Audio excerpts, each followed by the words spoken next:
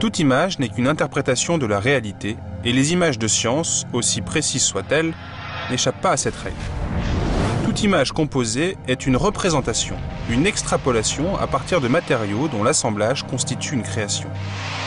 Partant de Jules Verne, Bernard Werber et Éric Dehaus composent un récit polyphonique où toute nouvelle correspondance ouvre la route vers de nouveaux mondes. La recherche est ici plus que jamais une invitation au voyage.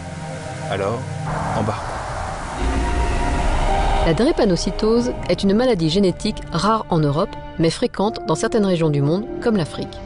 Marquée par une altération de l'hémoglobine, elle a pour effet de déformer les globules rouges, comme on le voit sur cette image, qui prennent la forme courbe d'une faucille. Pour cette raison, la drépanocytose est aussi appelée anémie à cellules falciformes.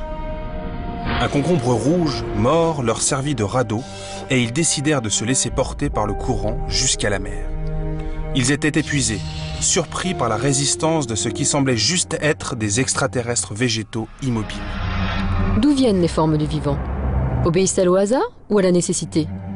À la croisée de l'évolution, de la génétique et du développement, la morphogénèse passionne les chercheurs de longue date.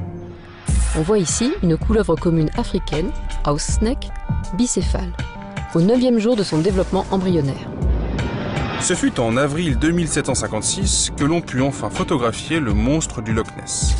La technique utilisée consista tout simplement à empoisonner le fond du lac avec de la lessive. On se demande comment personne n'y avait songé avant. Cependant, l'animal qui sortit des flots ne ressemblait en rien à l'image de Diplodocus placide que l'on s'en était couramment faite jusque-là.